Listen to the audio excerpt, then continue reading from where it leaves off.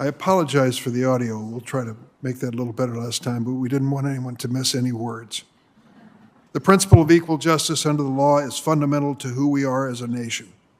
But unless that principle is protected in our Constitution, it is nothing more than words.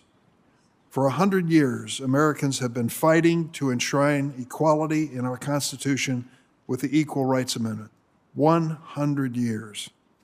In the half-century since Congress approved the ERA, 38 states have ratified it. That's the exact number of states needed to certify the ERA as the 28th Amendment to the Constitution. So why the holdup? When Congress first approved the ERA in 1972, it imposed an arbitrary time limit on the ratification process. But that was more than 50 years ago. In the decades since, as I mentioned, the amendment has crossed the 38-state threshold, with Virginia becoming the most recent state to approve it in 2020. Think of it this way. If not for Congress standing in the way, the ERA would already be on the books. So it's time to clear the path for equality. The joint resolution we're considering today will repeal that arbitrary deadline in the preamble of this resolution once and for all. There is no room for uncertainty when it comes to protecting equal rights under the law. Sadly, that lesson was driven home last year by the Supreme Court's decision to overturn Roe versus Wade, and for the first time in history, to take away a constitutional right from every woman in America. For years, we've heard well-known arguments against the ERA. I remember the single-sex bathroom argument of many years ago. Some have argued that it's not necessary. Others have argued it's dangerous. Others have claimed that the ERA and the 14th Amendment are redundant. The reality is that the Supreme Court, which at the time was made up entirely of male justices, established a lower level of scrutiny for sex discrimination claims under the 14th Amendment. The ERA would finally change this. When we have a conservative supermajority on the Supreme Court who believe the meaning of the 14th Amendment was set in stone when it was ratified in 1868, the ERA is far from redundant. When a sitting justice on the Supreme Court, Clarence Thomas, argues that the court should reconsider constitutional protections for family planning and birth control, protections the court recognized under the 14th Amendment nearly 60 years ago, the ERA is far from redundant, far from unnecessary. So now the question for members of this committee is straightforward. What kind of America do we want to leave our daughters and granddaughters? A country in which their fundamental rights are safe and secure, or one in which the Constitution continues to fail to recognize fundamental equality on the basis of sex? As a father and a grandfather, I think the answer is obvious. Let's live up to the promise of equal justice under the law. Join us in supporting this resolution to revoke the deadline on the ERA's ratification. There is no time limit on equality. With that, I'll turn to the ranking member, Lindsey Graham, for his opening statement. Thank you, Mr. Chairman. Well, this is a hearing. This has a political agenda, which is okay. We're a political body. I have absolutely no problem talking about political things. Everybody's entitled to their causes. Everybody in America can push as hard as they like, but you got to look at the facts. So in 1972, the Congress, as you said, Mr. Chairman, by 2/3 vote, put in motion the ratification of the Equal Rights Amendment as drafted in 72 for a 7-year period. Apparently, during that time period, they fell 3 votes short of 38, and this is what Justice Ginsburg said. The ERA fell 3 states short of ratification. Hope someday it will be put back in the political hopper, starting over again, collecting the necessary number of states to ratify it. So that's what she said.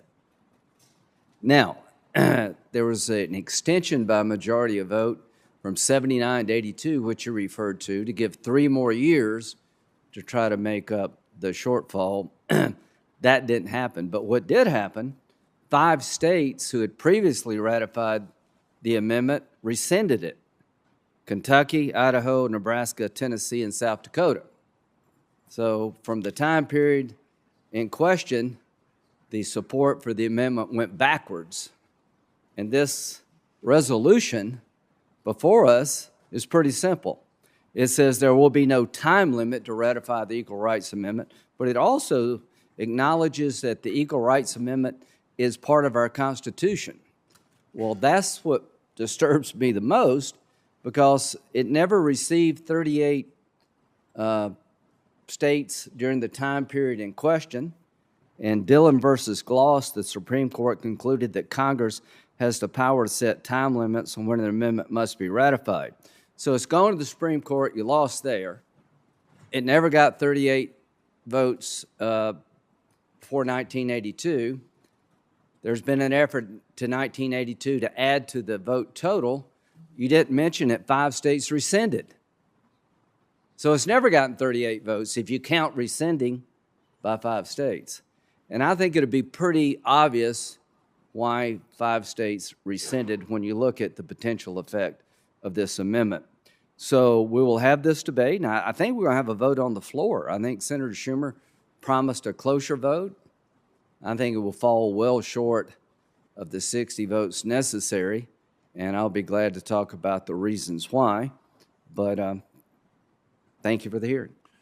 Thank you, Senator Graham. Today we welcome 3 members of Congress to testify before the Committee on the Equal Rights Amendment. Senator Ben Cardin of Maryland, Senator Lisa Murkowski of Alaska, and Senator Hyde Smith of Mississippi. Senators Cardin and Murkowski have co-led the bipartisan joint resolution to affirm ratification of the ERA by removing the arbitrary deadline in its preamble. Senator Cardin, could you please proceed with your statement? Well, first, thank you, Chairman Durbin, and I also want to thank Ranking Member Graham for the courtesy of being able to testify on this bill, and thank you for holding this hearing. I do want to acknowledge the extraordinary leadership of Senator Murkowski on this issue, maintaining the bipartisan support for the Equal Rights Amendment from which we saw from its inception. This is not about any one issue, but it's about putting in our Constitution a lens of equality in judging the actions of our states and laws of our country. Senate Joint Resolution 4 simply states, and you put this in the video, but I want to repeat it because it's pretty straightforward. Equality of rights under the law shall not be denied or abridged by the United States or any state on account of sex. Quite frankly, most Americans already believe this is in our Constitution. But Congress needs to complete the job and remove any ambiguity. 38 states have ratified the amendment. That's the prerequisite number, 3/4 of the states of our nation. Article 5 of the Constitution puts no time limits on the amount of time necessary for ratification. And I would point out that the 27th Amendment of our Constitution was part of the original Bill of Rights proposed in 1791 and ultimately ratified in 1992, over 200 years later, dealing with the congressional pay issue. Congress established a time limit for ratification. We're unclear of the effect on that. Congress has the authority to remove that time limit. Senate Joint Resolution 4 does exactly that. The precedent for Congress to declare that a requisite number of states have ratified a constitutional amendment, as the House and Senate did this in 1992 by the resolution affirming the validity of the 27th Amendment. So this is not the first time we see in a resolution the acknowledgement that the prerequisite number of states have ratified the constitutional amendment. And as you point out, there should be no time limit on equality. It is needed to advance equality in the fields of workforce and pay, sexual harassment and violence protection for the LGBTQ+ community, and so many other areas where this particular provision would provide a strict standard for the courts to apply in regards to laws and governmental policies. The Equal Rights Amendment is all about equality, the most fundamental of American values. 100 years ago, women received the right to vote, and it's been a 100-year struggle to put the Equal Rights Amendment in the Constitution. America's strength is in its values. Mr. Chairman, I would point out that 85% of the countries in the world have some form of an Equal Rights Amendment in their Constitution. And most of our states have some provision against discrimination based upon sex. The U.S. is the only industrial democracy that does not have a protection in their Constitution against discrimination based upon sex. The ERA is important for us to pass in regards to our own protections, but also for America's leadership on our basic values. We got to take care of our work at home first. So on behalf of my wife, on behalf of my two granddaughters and my daughter, and all Americans, let us do what's right to put equality in our Constitution to take a major step forward. Thank you, Mr. Chairman. Thank you, Senator Cardin. Senator Hyde-Smith. Good morning, Chairman Durbin and Ranking Member Graham and colleagues. I sure appreciate this opportunity very, very much, and I'm honored to be here this morning to discuss the Equal Rights Amendment, the unconstitutional and deeply misguided effort to resurrect a proposed constitutional amendment that expired over 40 years ago. The Equal Rights Amendment proposes to add very vague language to the U.S. Constitution to ensure equality between the sexes. However, the ERA won't do that. In fact, it would do the exact opposite and instead harm the very woman it intends to protect. Since 1972, the year that the Equal Rights Amendment was sent to the states for potential ratification, women's rights have advanced by leaps and bounds. Good things came out of this. Today, every state has elected women to represent them in Washington, and Congress has a record number of women. That includes me, the very first woman to represent Mississippi in Congress. Women are already protected from discrimination under the law through the 14th Amendment to the Constitution, which ensures equal protection under the law. Women's rights are also protected by the Equal Pay Act of 1963, the Title VII of the Civil Rights Act of 1964, the Title IX of the Education Amendment of 1972, the Pregnancy Discrimination Act of 1978, and more. The Equal Rights Amendment would only muddy the waters. Because of its vague language, it would work to undo many of these great achievements, and it does not allow for any distinction between men and women, even when it would make sense to do so based on biological differences. I'm particularly concerned about the privacy and the safety for women and girls that the Equal Rights Amendment would destroy. Locker rooms, prisons, hospital rooms, domestic violence shelters, and restrooms would allow men into areas where women should feel safe and protected and have privacy. Advocates of the ERA are also no longer shy about their goal to use ERA to impose unrestricted abortion on demand up to the moment of birth across the nation and to enforce taxpayers to pay for this. Their apparent goal is to use ERA to overturn the Dobbs decision that returned the issue of abortion to the legislative process and instead re-empower unelected judges to impose a radical abortion policy that is in line with China and North Korea.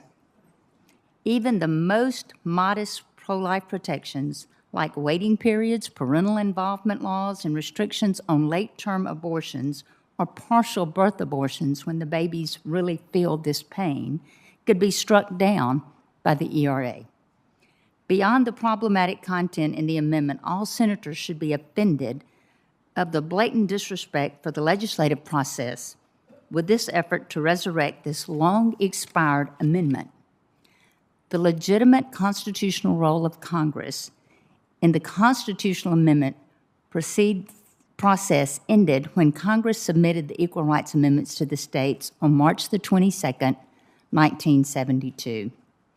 In Idaho versus Freeman, Federal District Judge Marion Callister held that Article 5 does not permit Congress to extend a ratification deadline, writing that once the proposal is made, Congress is not at liberty to change it.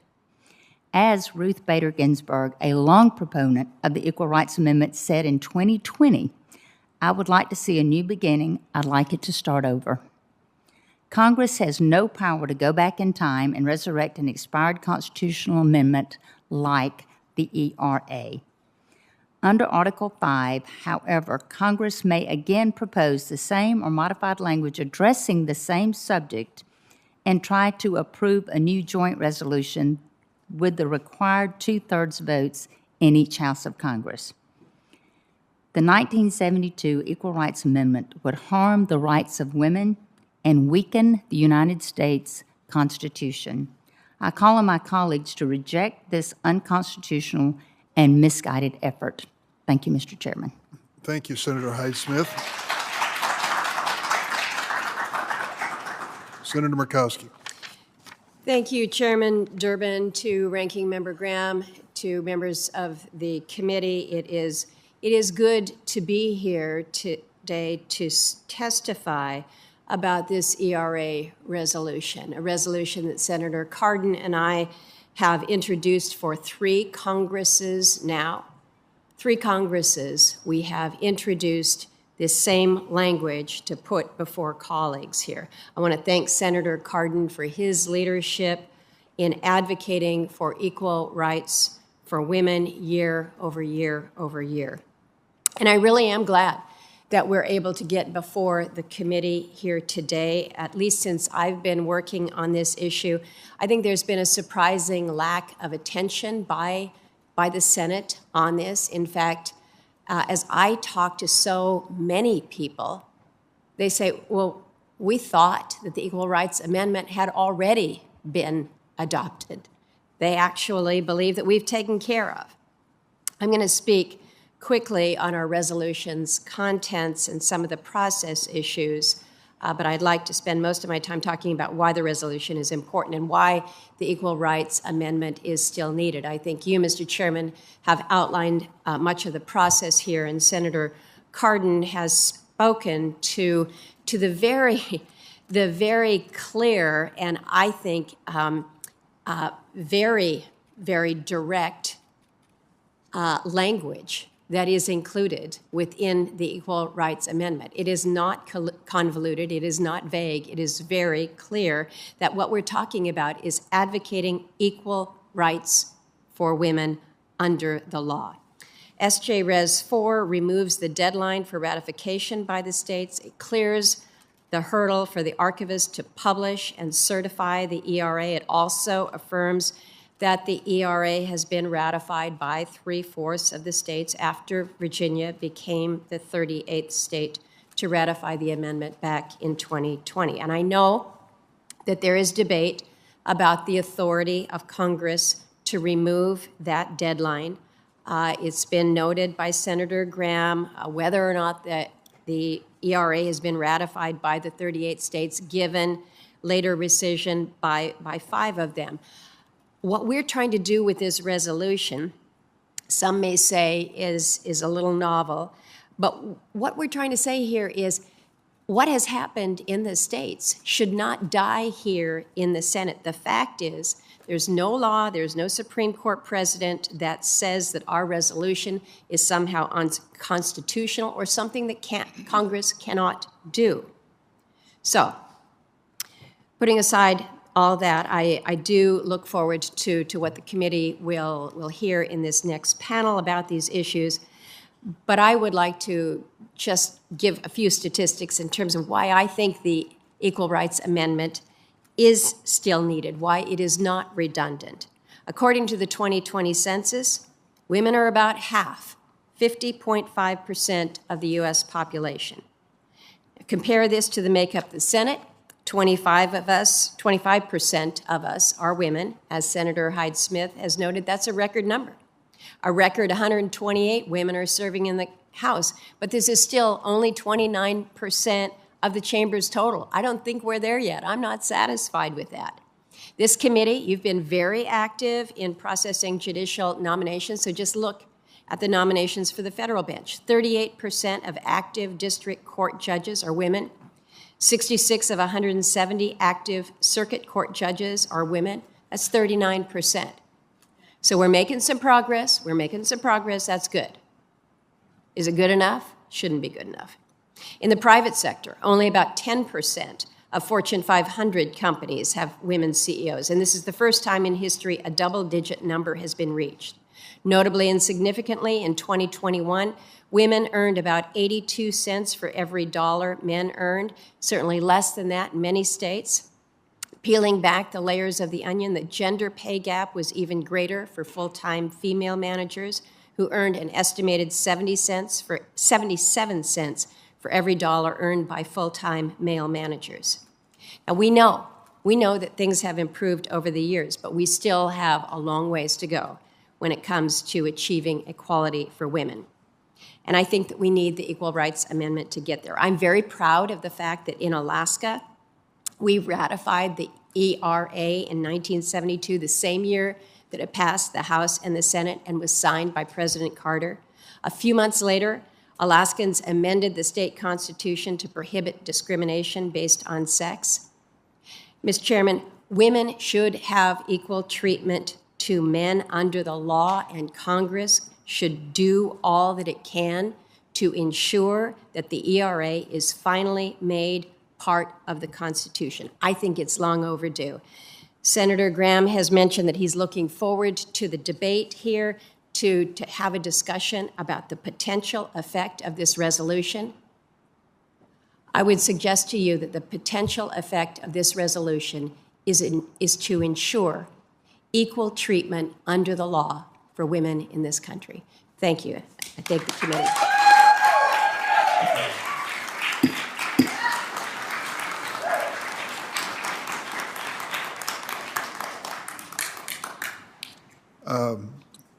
It's a little late for me to bring this up, but I'm going to anyway.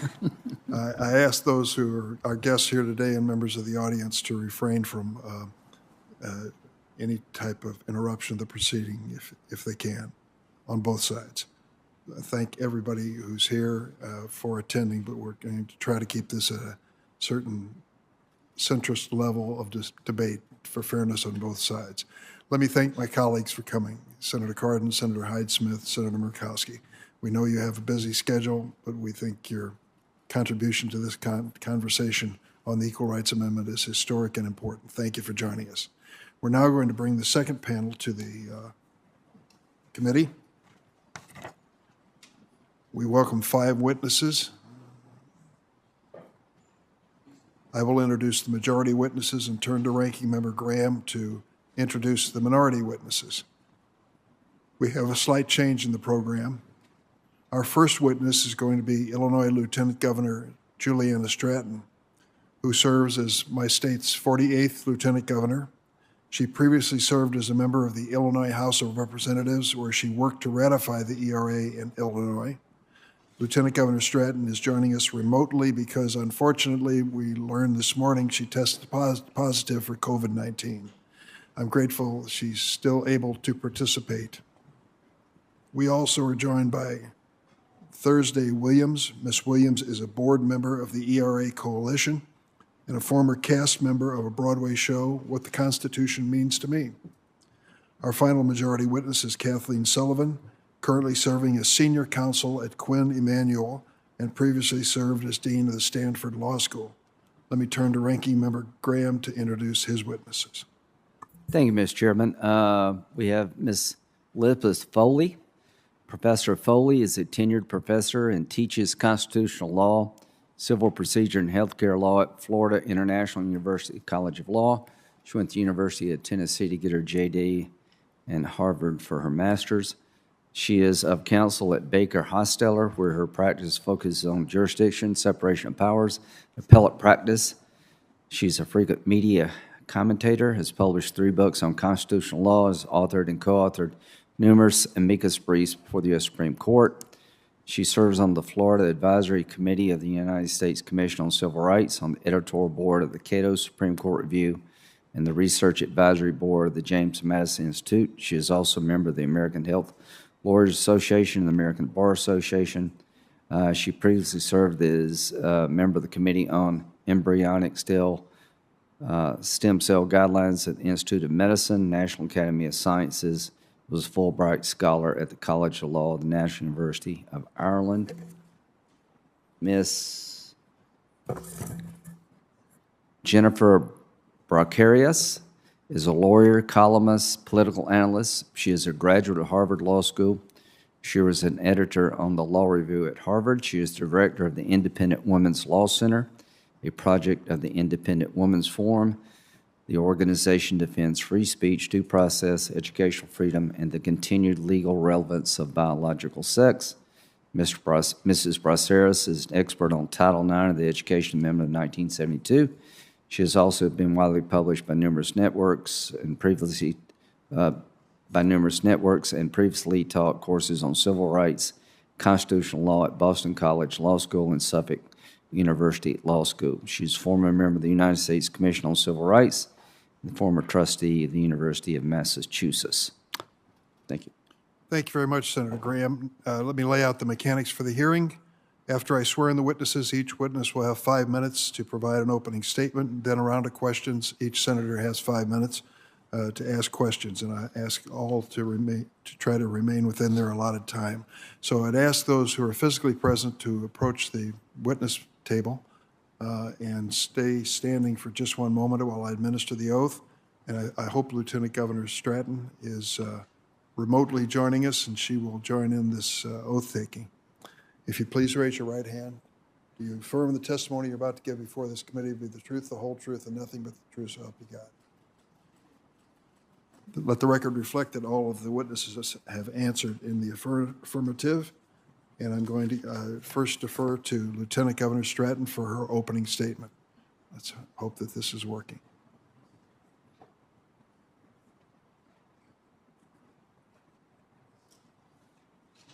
Lieutenant Governor, are you with us?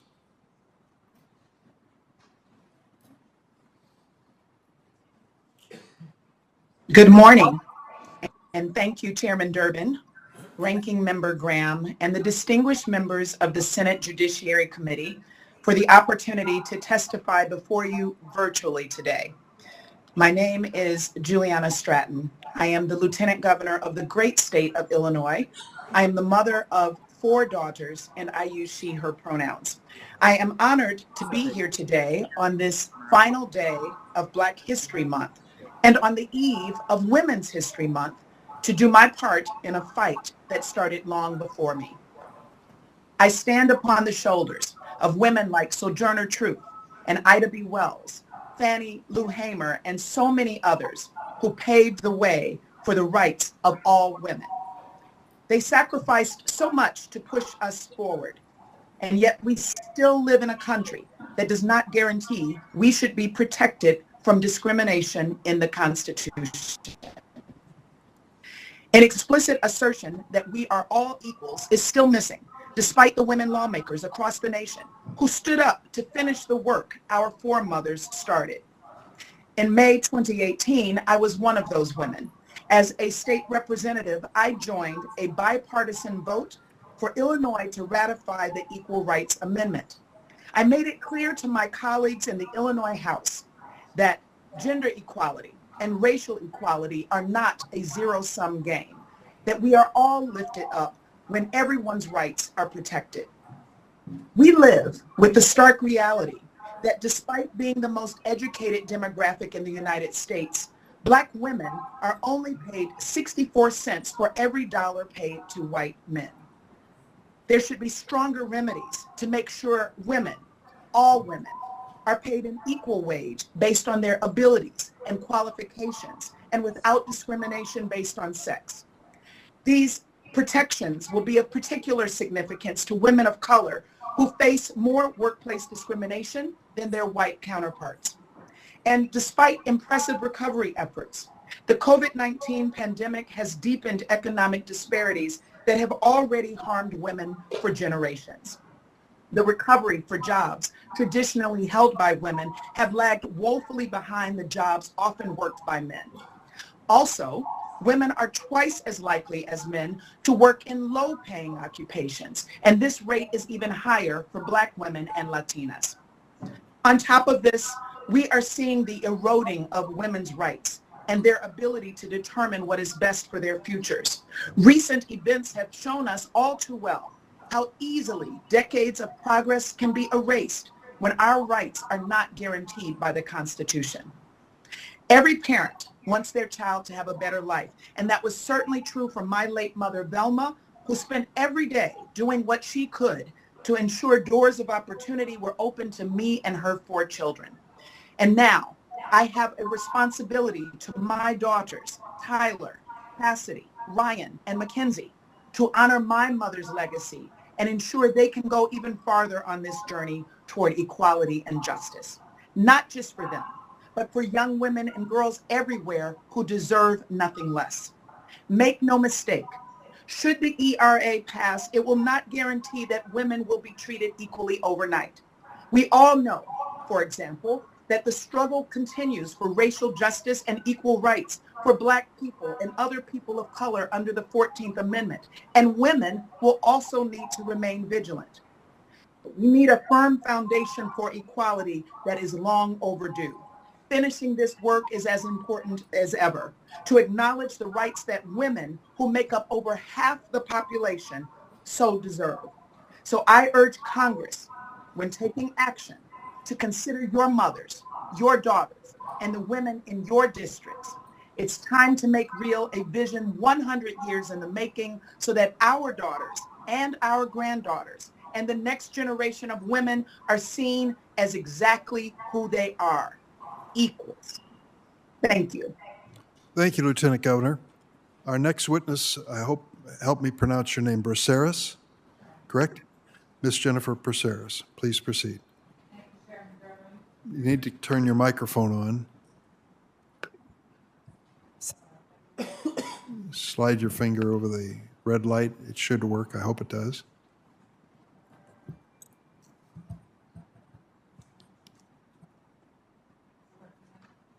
No. Now? Yeah, okay. Thank you, Chairman Durbin, Ranking Member Graham, and distinguished members of the committee. On behalf of Independent Women's Law Center, and as the mother of 4 children, including 3 daughters, I am here to warn you, the ERA is a Trojan horse. It promises equality, but hidden inside the empty rhetoric is a laundry list of policies that will harm women and girls. Back when the ERA was introduced in the House in 1971, I asked the Capitol Police to enforce. The more we delay the trial, the more poor women pay. Every day, poor women are told that they have no constitutional basis in court, and yet they seek justice just like we do. Women die every day. Women die every day because the ERA has been ignored. It is already ratified and ready. We can do it today. All Biden needs to do is pick up the phone and make a phone call to the constitutional archivist who will, in fact, ratify and publish the ERA. Poor women have no choice. They have been locked out of this process. I dissent. Using Ruth Bader Ginsburg justice as an excuse to delay this process is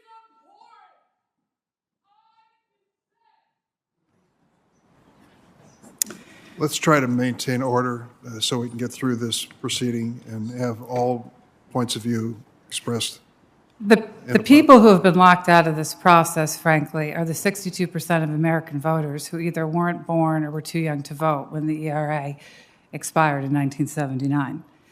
But as I was saying, when the ERA was introduced in the House in 1971, it was still lawful to deny women credit, to refuse to sell or rent housing to women, to sexually harass women at work and at school, and to bar them from certain schools or certain fields of study. Millions of Americans supported the ERA at that time as a solution to these problems. Frankly, I might have too, had I been more than 3 years old. But 52 years later, I'm happy to say that sex discrimination and sexual harassment are illegal in the United States of America. And public policies that treat one sex less favorably than the other are already unconstitutional under the Equal Protection Clause. Today, my 3 daughters and my son are legally equal. Indeed, so much has changed since the 1970s that even the late Justice Ruth Bader Ginsburg believed that when it comes to the law, quote, there is no practical difference between what has evolved and the ERA. The ERA is therefore unnecessary in 2023, but that is precisely why it is so dangerous. To begin with, the ERA does not define the word sex. In 1971, there was no need to. We all knew that it meant biological sex. Today, ideologues are actively trying to redefine the term to include gender identity. And there can be no doubt that they will use the ERA to constitutionally mandate the ability of male prisoners to self-identify into women's facilities, taxpayer funding of puberty blockers for trans-identified teens, and the participation of biological males on women's sports teams.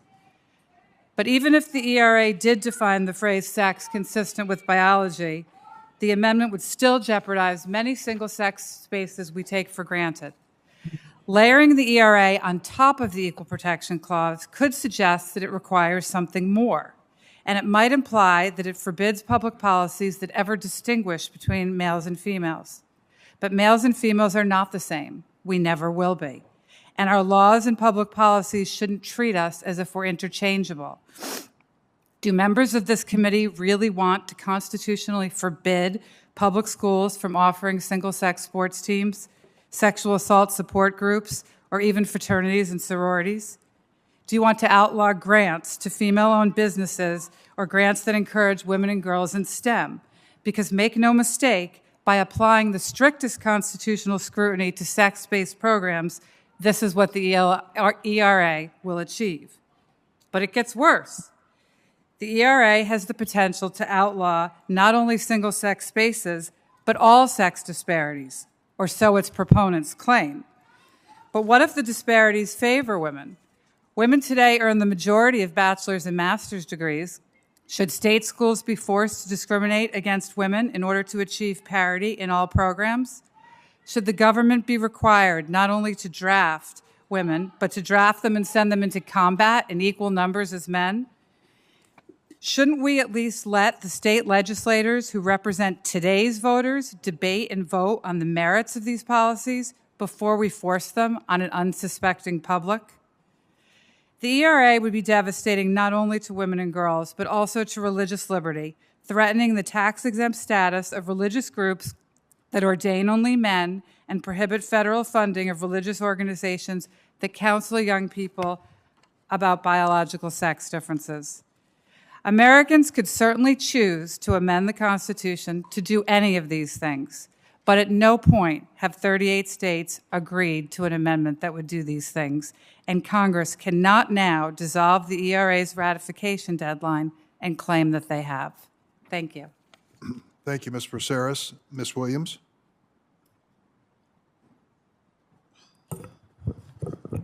Good morning, Chairman Durbin, Ranking Member Graham, and members of the Committee on the Judiciary. My name is Thursday Williams. I am currently a senior at Trinity College in Connecticut, and I serve on the board of the ERA Coalition. It is such an honor to be here today testifying on behalf of the Equal Rights Amendment. Thank you, Senator Durbin, for inviting me to share my story of why the Equal Rights Amendment is important to me, my peers, and the future generation. We are at a tipping point. The future of our democracy is at stake. The ERA holds the promise of a brighter future for us all. My family came to this country from Jamaica seeking the American dream of education and productivity, and my mission is to fulfill that dream.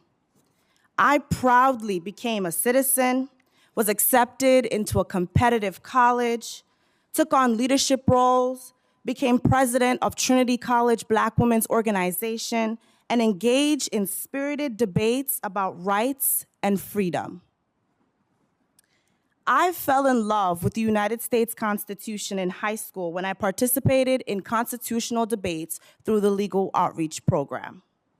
I argued multiple constitutional issues at NYU and Brooklyn Law School, including the Equal Protection Clause, the Fourth Amendment, and voting rights. What I love the most about the Constitution is how brilliantly it was designed to adapt to the changing needs of its people. Our founding fathers were visionaries. They understood that we needed a document that can endure throughout generations.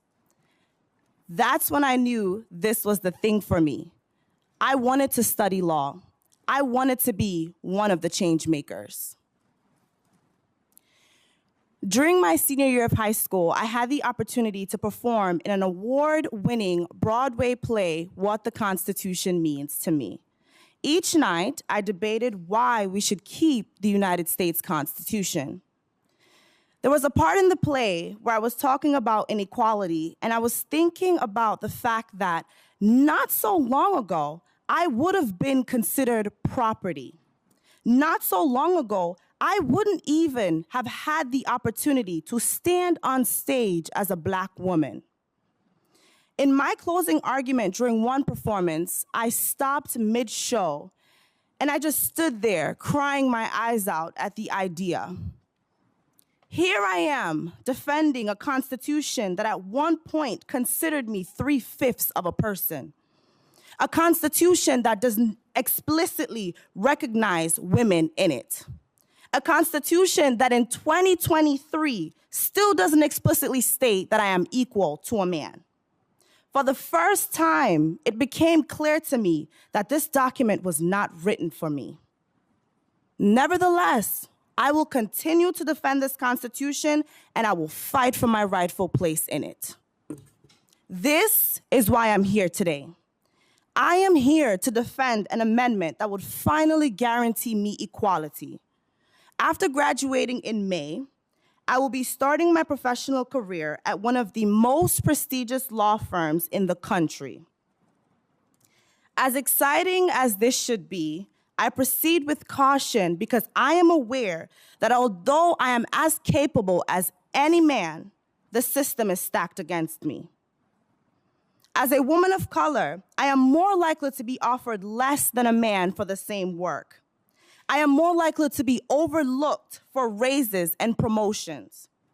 I will have to work twice as hard to get the same recognition as my male colleagues, and right now, I will have limited recourse to fight against it.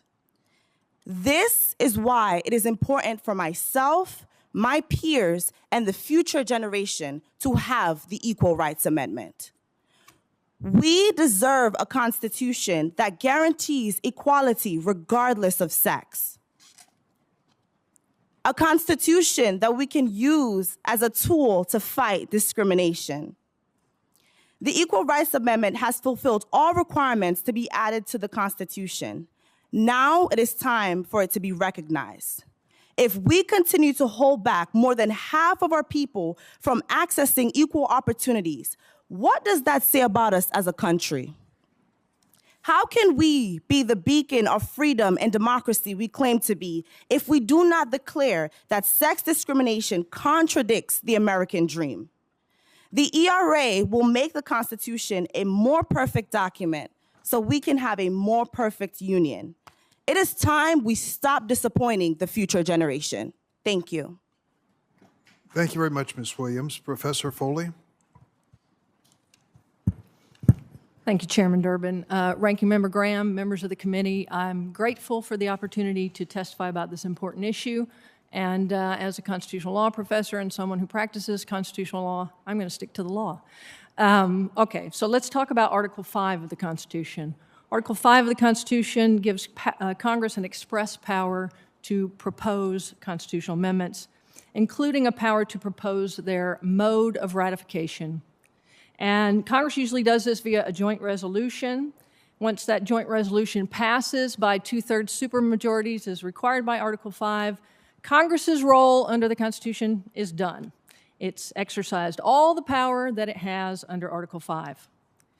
And in fact, it is the entire joint resolution, including its preamble, that is then submitted to the states for ratification.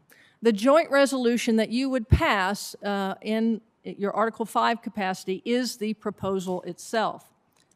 So preambles are therefore not only a part of the Article 5 proposal, they are often an important part because they often contain the mode of ratification.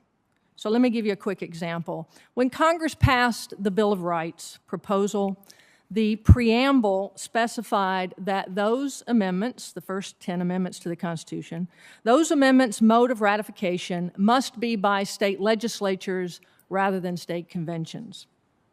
And the 23rd through 26th amendments, like the ERA, contain a 7-year ratification deadline in their preambles. So let's talk about the case law now. We've already mentioned Dillon versus Gloss. This is the most important Supreme Court case. The court there unanimously held that a 7-year ratification deadline that was contained in the 18th Amendment, the Prohibition Amendment, was judicially enforceable because it was an exercise of Congress's power to propose a mode of ratification under Article 5. Now, ERA proponents prefer to kind of ignore Dillon, and they focus instead on a plurality opinion that was penned by Justice Black in the 1939 decision in Coleman versus Miller. Now, Black's plurality and Coleman took the position, like the ERA proponents do now, that all ratification issues are non-justiciable political questions that Congress alone can resolve, not the courts. But of course, we all know, most of us in the room are lawyers, the Black plurality is just that. It's a plurality. It got 4 votes. The other 5 justices in Coleman, the majority of the court, took a narrower view and held that Congress alone can decide if an amendment has been ratified in a timely fashion, and, importantly, it can do so by specifying a ratification deadline in its proposal. If there's no ratification period specified by Congress in its proposal, like with the Child Labor Amendment, which was what was at issue in Coleman, then the court won't sort of superimpose one. The amendment will remain open indefinitely for ratification. And that's what happened, for example, with the 27th Amendment, which took 203 years to ratify and was ultimately ratified in 1992 after being one of James Madison's original 12 articles proposed. So women get 7 years and congressional pay raises get Please 203. This is restore order. for Biden to hide behind the Disruption's fact not that helpful. the ERA is ratified, it's ready, and must be published right now. This is illegal. This is a fraud. Women have equal rights right now. 38 states ratified the amendment. It must be published. You're right. Congress's role is over. Publish ERA, Biden. Biden's a fraud. I'm sorry, Professor Foley, please proceed. Yeah, no worries. All right, so if Congress does specify a ratification deadline in its proposal, like it did with the 18th Amendment in Dillon and like it has done with the ERA, then the court will in fact enforce that deadline.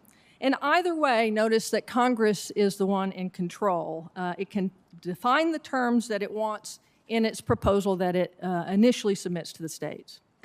Now, given the Supreme Court precedent, it should be unsurprising that we have 2 district court opinions that have both held that the ERA's ratification deadline is, in fact, enforceable.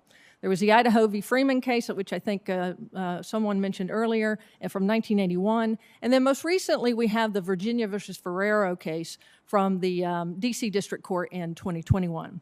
Both of these courts have expressly rejected the argument that the ERA's ratification deadline is ineffective because it's in the preamble. In Ferrero, for example, Judge Contreras, who's an Obama appointee, held that the ERA's deadline was operative and not precatory.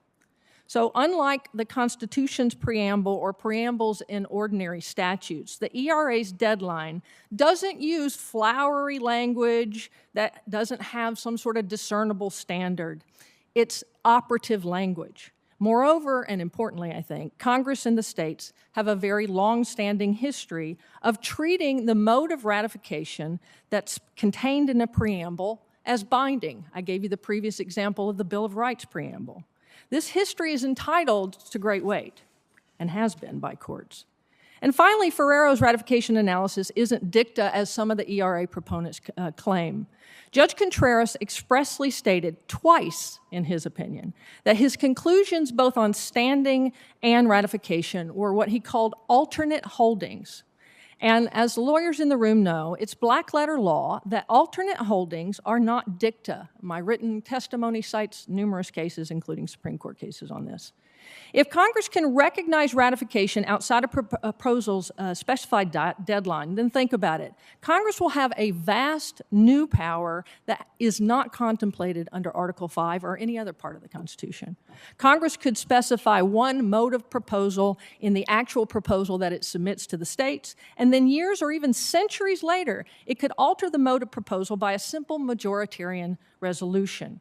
The constitutional amendment process would no longer be fixed and stable, but it would be a chaotic, ever-moving target. This wouldn't be fair to the states, and it would effectively gut Article 5's supermajoritarian process. So I would urge opposition to Senate Resolution 4 or any similar proposal. Thank you. Thank you, Professor Foley. Ms. Sullivan? Thank you so much, Chairman Durbin, Ranking Member Graham, and distinguished members of the committee. It's a privilege to be before this committee, which I first had as a privilege 37 years ago, which is a sobering thing to think about. I am delighted to have this opportunity to speak in support of Senate Joint Resolution 4 from the perspective of a constitutional scholar, and I'd like to respectfully disagree with my learned colleague, Professor Foley, on several points, but I'd like to really focus on 3 points today. First, I want to echo the points made so eloquently in the opening panel by Senators Cardin and Murkowski that this ERA is very much a bipartisan enterprise, and it has been since its inception 100 years ago. It was authored by Republican as well as Democratic authors.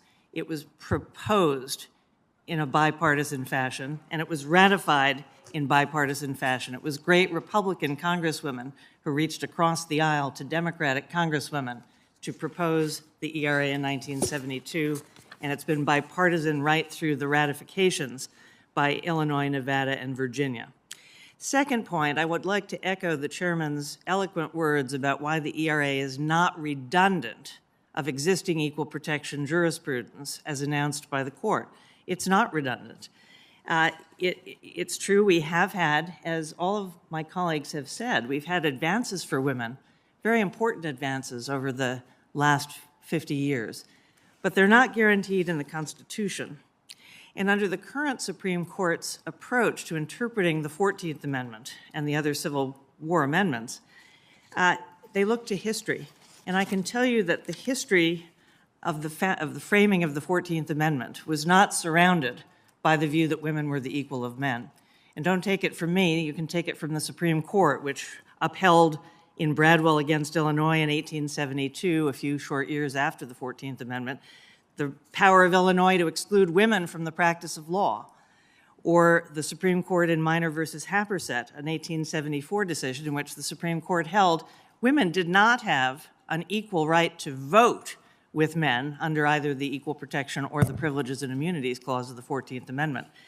So if we look to 1868 to see what the Equal Protection Clause means, we're not going to find that it protected the equality of women to men. That's why the ERA is not redundant. That's why it should be enacted now. That's why it should be affirmed now.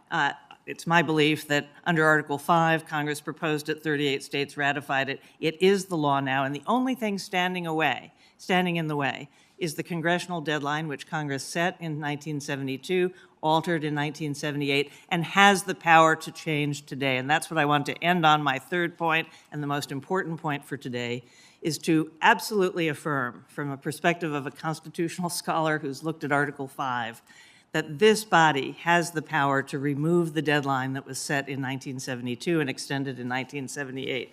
Now, why does the Congress have constitutional authority to eliminate the deadline? Well, to begin with, there's already a body of precedent in this body. This body decided it had the power to extend the deadline in 1978 and did so on the advice of the executive branch, an Office of Legal Counsel memo at the time. But the most important reason why you have this power and here I want to respectfully disagree with my friend Professor Foley, is the prior deadline was in the preamble and not in the text. Now, over time, Congress has had a different approach to where it put these deadlines. It put a deadline in the text of the 18th Amendment, the Prohibition Amendment, and it said it shall be inoperative unless adopted. And when it went out to the states for ratification, the states voted on that language. That was an expiration date. What this body said in 1972 for the ERA could not have been more different. It just said it shall be the amendment, part of the Constitution, when ratified by the legislatures of 3/4 of the state within 7 years. That was advisory, it was hortatory, it was something that expressed the wish of the body then, but it can be changed. Now, here's the key point. When the framers wanted to put time limits in the Constitution, they knew how to do it. 6 years for a term of office, 2 years for a term of office, 4 years for a presidential term of office. The pocket veto clause, Article 1, Section 7, if any bill shall not be returned by the president within 10 days after it shall have been presented, the same shall be law. There is no time limit in Article 5. And when this body adopted a time limit in the preamble by joint resolution and majority vote, it set the precedent for this body now today to decide by joint resolution through majority vote to change the deadline, to remove the deadline, and that is why Senate Joint Resolution number 4 is proper, it's constitutional, it's within this body's power, and it will make clear and undisputable that the Equal Rights Amendment is now the 28th Amendment to the Constitution. Thank you. Thank you, Ms. Sullivan. We now will turn to questions, and each member has 5 minutes. I'm going to try to ask 2 questions to clarify, I think, 2 important issues. And I'm going to start with you, Ms. Sullivan. And I want to go to this preamble question. Professor Foley noted Article 5 in her presentation to the committee. I looked at Article 5. There is no mention of the word preamble in Article 5. I look, of course, to the preamble to the Constitution, and as memorable as the words may be, I don't believe that they have driven decisions of the court or at any stage. The body of the Constitution does over and over again. I can't recall, maybe I'm just not aware of it. The preamble has been a driving force to establish or to question a person's rights. And of course, this Constitution in Article 7 spells out exactly what ratification of the Constitution entails. And again, we have an important paragraph which does not include the word preamble at any stage. So my question to you initially is, the argument that this is in the preamble and should be treated differently than other places, you've stated already. But what is your comment on the preamble to the Constitution and the fact that it has not been a driving force? Preambles can have eloquent power. The preamble to the Constitution is perhaps the greatest preamble ever written. But preambles do not drive the interpretation of Article 5 joint resolutions, and they never did, and no court has ever declared it. And crucially, I want to focus on Dillon versus Gloss, which Senator Graham mentioned earlier, 1921 decision that, of course, did hold that the 18th Amendment was not unconstitutional by virtue of the 7-year expiration date that was baked into it and ratified by the states. That, crucially, was not a preamble. It was the language. The 7-year deadline was an expiration date in the text. Now, why does that matter? It matters because the states vote on the text of the amendment. When they ratify, the states are not ratifying the preamble, they are ratifying the text. So it's one thing to bake the deadline into the constitutional text and have the states vote on it. That might be binding. But a preamble is just advisory. It's your dialogue with the state saying, get this done in 7 years, but maybe we'll revisit it. And if anything, the language of Coleman versus Miller, the 1939 case, is supportive of the view that the Congress does have the power now to say we think the ERA is still vital and we think we should remove the prior deadline. One Congress can't entrench itself into the future by binding a future Congress. One Congress can't prevent the states from exercising their ratification role by setting a binding deadline on the states enforceable by a court. So there's no constitutional decision by the Supreme Court standing in your way. Dillon versus Gloss is inapposite because it was about a deadline in the text and not the preamble, and Coleman versus Miller is supportive of this Congress's role in deciding that the ERA still has a vital role to play today. So let me go to a second question that was raised by Professor Foley as well as by Senator Graham. Since Congress sent the resolution proposing inclusion of the ERA in the Constitution to the states in March of '72, as we know, 38 states have ratified the amendment. However, 5 of those states have subsequently sought to rescind their ratification. Nebraska, 1973, Tennessee, 74, Idaho, 77, Kentucky, 78, and South Dakota in 79. North Dakota also recently voted to rescind its ratification in 2021. What is the legal significance, Ms. Sullivan, of these state legislatures voting to rescind their ratifications? It has a state rescission has no force under the text of Article 5, which speaks of ratification and not of rescission. Number 2, when 2 states tried to withdraw or rescind their ratification of the 14th Amendment after it was proposed and adopted, this body rejected that, so there's precedent in this body for rejecting efforts to rescind. And to the extent this body has the power I described before, this body has the power to affirm that those rescissions are ineffective now, just as they were for the 14th Amendment. We wouldn't have had the 14th Amendment today if we'd listened to rescissions. Thank you very much. Senator Graham. Thank you, Mr. Chairman.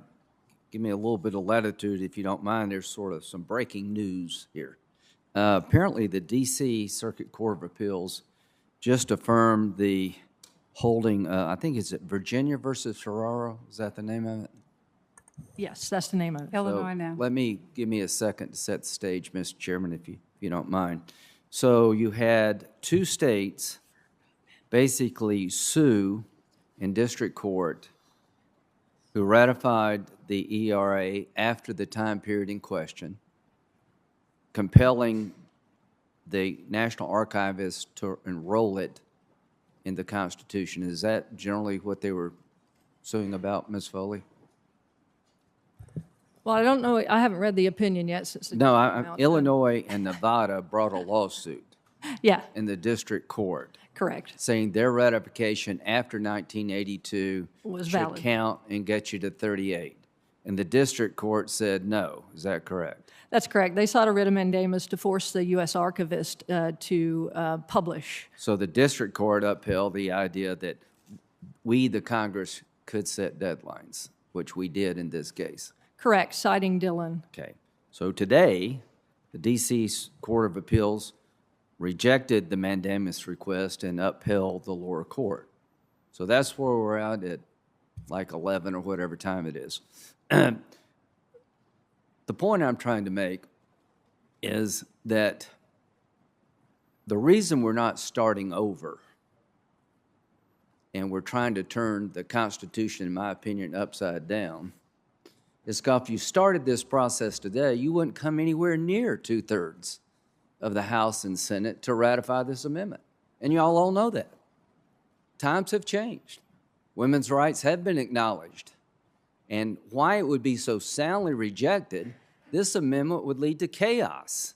This amendment would really punish women who are trying to play sports fairly. This amendment would give the court the ability to strike down every pro-life measure passed by the states. And if you don't believe me, this is what the NARAL said. Sent out a national alert. The ERA, what we're debating here today, would reinforce the constitutional right to abortion. It would require judges to strike down anti-abortion laws. Ms. Barkarius, do you agree with their position? Yes, I do. Ms. Sullivan, do you agree with their position? I'm sorry. The NARAL is saying if the ERA were passed, become a constitutional amendment, it would allow courts to strike down all restrictions on abortion that exist in the states today based on the ERA. Senator, I respectfully do not agree with that. So you disagree with NARAL? I do, on that point, on that prediction. Okay. I think that So- there would be a case-by-case determination that would balance the right to women's equality against other rights, which is how we practice constitutional law every day, Right. Senator. The ACLU wrote the House in March of 2021. The Equal Rights Amendment could provide an additional layer of protection against restrictions on abortion. It could be a tool against further erosion of reproductive rights. Do you agree with that, Ms. Berceras? I certainly do, and I mean, certainly that's what the proponents of the ERA Okay, want so to let's use it just that be way. honest. The people who are pushing politically to pass this are hanging their head on if it became law, every pro-life measure in this country would fall. You didn't say that in 1982. So if there's a law in a state, pick a state, that says a biological male cannot compete against females, would that law be subject to being struck down if the ERA is passed, Ms. Berceras? Yes, it would. In fact, I would add that in my home state of Massachusetts, where we have a state equal rights amendment, schools are required to allow boys to compete in women's sports.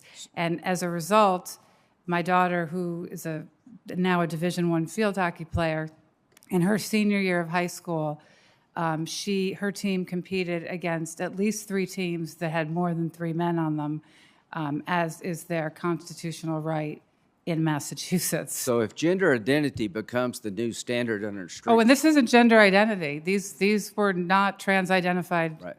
individuals. These were boys who identify as boys and were very good athletes in hockey and lacrosse and thought, wouldn't it be fun or funny to go out and play field hockey against a bunch of girls, some of whom were future Division I athletes, So I'll just and wrap. take their spots on varsity teams. Yeah, I'll just wrap this up, Mr. Chairman. The reason it wouldn't get 2/3 votes, most Americans don't like the outcome we're talking about here. Most Americans would be really upset to have a constitutional amendment that would do the things we're talking about. Mandate abortion on demand up to the moment of birth. That's what it would do. And the people pushing it, that's what they want. And if you can't pull this rabbit out of a hat constitutional exercise and count the states, not count the ones that rescinded, count the ones that did after the time period, and you had to start over, as Justice Ginsburg indicated, you would fail miserably. Because the times in which we live have changed. You wouldn't get anywhere near 2/3 vote in the Senate or the House because most members of Congress, and I think a majority of senators, do not want a constitutional amendment that requires abortion on demand up to the moment of birth. I think most members of the House and most members of the Senate, most members of the House and most members of the Senate would be offended by a law, a constitutional amendment mandating that biological males can take over girls' sports. That's why you would fail so miserably. Fully ratified, and yes, Congress doesn't want that. Have a good day. Because Congress does not want to serve us. I understand that I need to be quiet. I understand that you do not like us to express our opinion, and that is why we still only have one constitutional right. Goodbye.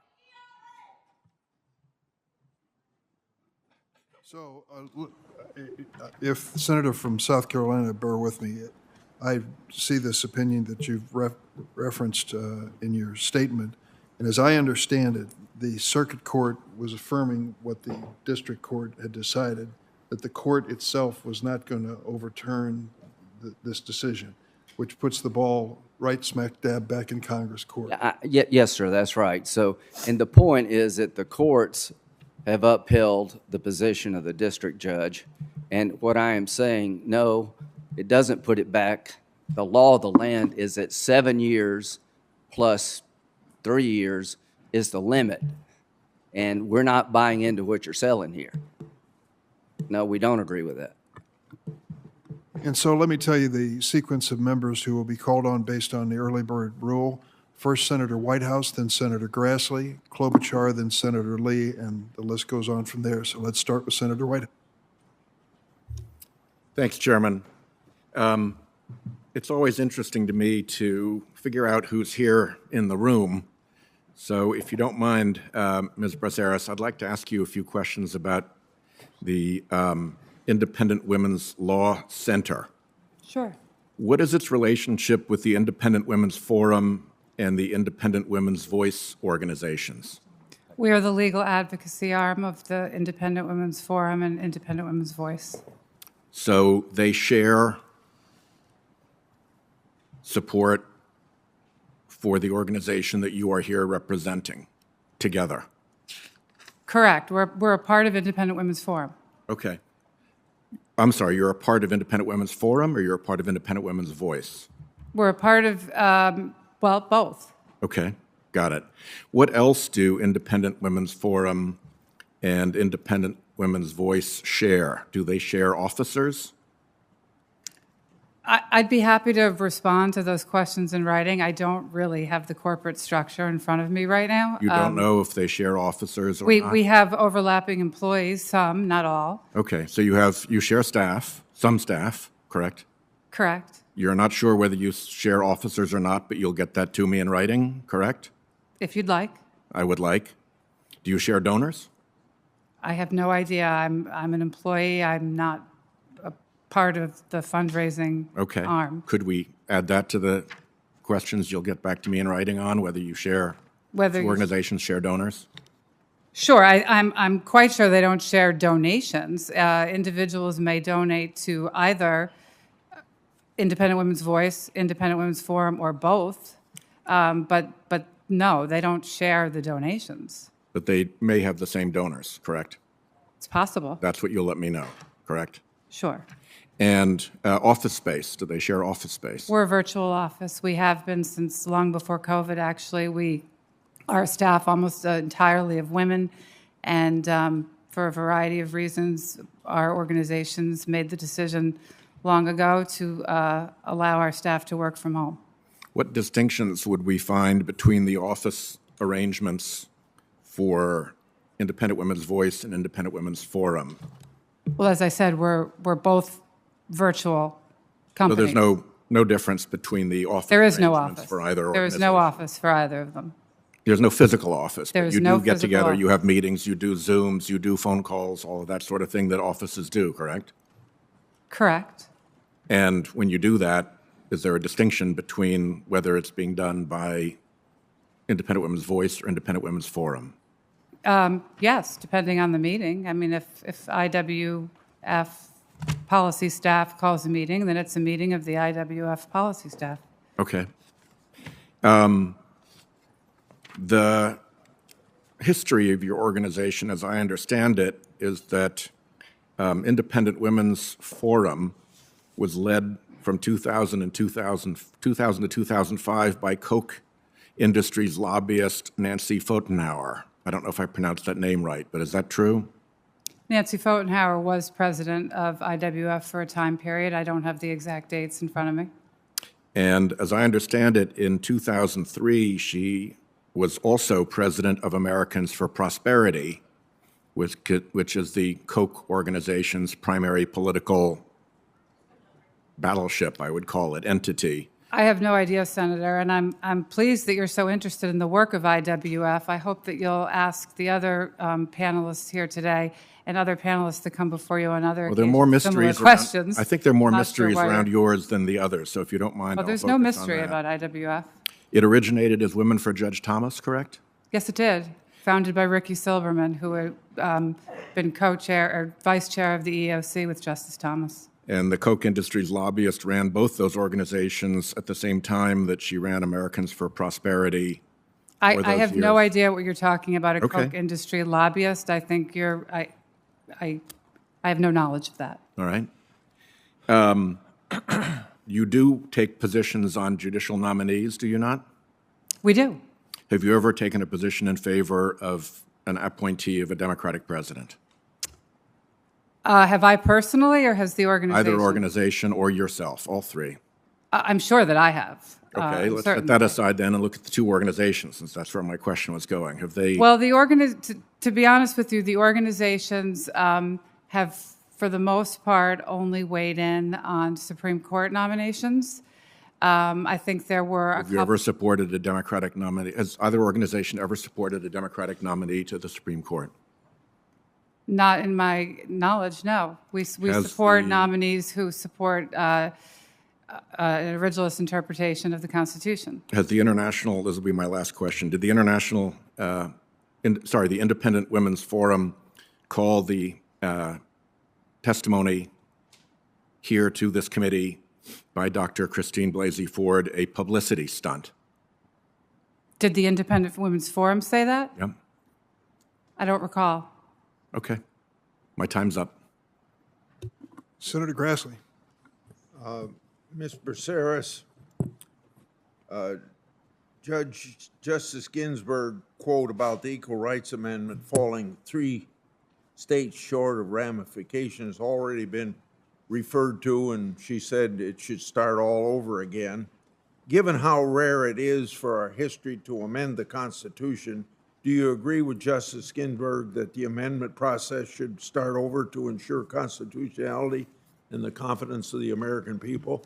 I do, and particularly because the circumstances have changed so much that the amendment that is currently before you today is effectively a different amendment than the one that the states voted to approve, that the 35 states voted to approve in the early 1970s.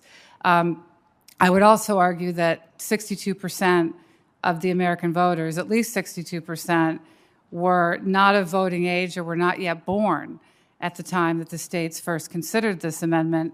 The majority of American voters today are women, and today's women and their elected representatives in the states should have an opportunity to weigh in on whether or not this is necessary in 2023. Also to you, the Department of Justice issued an opinion that the Equal Rights Amendment has expired. Expired was their word, and it is constitutionally required that the process start again. So can you talk about why this is the case and what effects it would have on the amendment to continue as it stands? And I think you already spoke to that point a little bit, but if you want to expand on it, feel free to do that. Yes, sir. When the amendment fails to garner 38 states in the time allotted by Congress, the amendment died. And there's nothing to, there's effectively, you're talking about lifting a deadline on something that no longer exists. It died when it expired in 1979, I would argue. Some people argue it expired in 1982, but regardless, it is dead now, and therefore cannot be resurrected from the dead. Yeah. Professor Foley, the Supreme Court held that Congress could fix a reasonable time for ratification about an amendment. Congress fixed the time for this constitutional amendment, and of course this expired. Are you aware of any constitutional amendments that were ratified after the deadline for ratification of the amendment? No, this is the only one. Also, do you explain to us whether Congress has the constitutional authority to pass a proposed amendment without a ratification deadline, and then years later impose a ratification deadline before the threshold for state ratification has been satisfied? No, as I said in my testimony, the only power Congress has is under Article 5, and that is to make a proposal that is submitted to the states. Once that proposal is submitted to the states, your job is done and you're locked in. And you can't change it by simple majoritarian resolutions in the future. So, for example, your mode of ratification that you choose can include not only a ratification deadline should you choose to impose one, but it can also include, and does generally include, the mode of ratification that's expressly mentioned in Article 5, which is specifying whether the ratification should occur via state legislatures versus state conventions. And once you pick state conventions or state legislatures, you're also locked in, just like you're locked in on the deadline. So whatever mode of ratification you pick is fixed. Yeah. And my last question will be, do you also, Professor Foley, what are the legal risks of disregarding the ratification deadline for this constitutional amendment? Well, I think the biggest problem of all is that if you sort of arrogate to yourself through a majoritarian resolution the idea that you have this sort of new power to change the mode of ratification, then that means the mode of ratification, including picking state legislatures versus state conventions, and any deadline, is changeable at whim of any future Congress. And that's a moment of constitutional instability. It's deeply unfair to the states who have always treated your modes of ratification as fixed and binding on them. And it basically guts the supermajoritarian process of Article 5. So I think it's a very dangerous precedent to set. Thank you, Senator Grassley. Next is Senator Klobuchar. Well, thank you very much, Mr. Chairman. I've long supported the Equal Rights Amendment. I guess long is the right adjective to use here.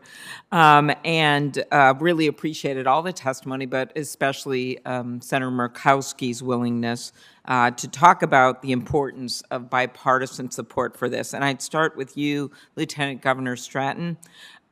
Could you talk about Illinois, where just in 2018, Illinois ratified the ERA with bipartisan support, including from the House Republican leader, 9 other Republicans, and how the ERA gathered that kind of bipartisan support in Illinois and still, in fact, has it nationally? Yes, thank you so much, Senator, for that question.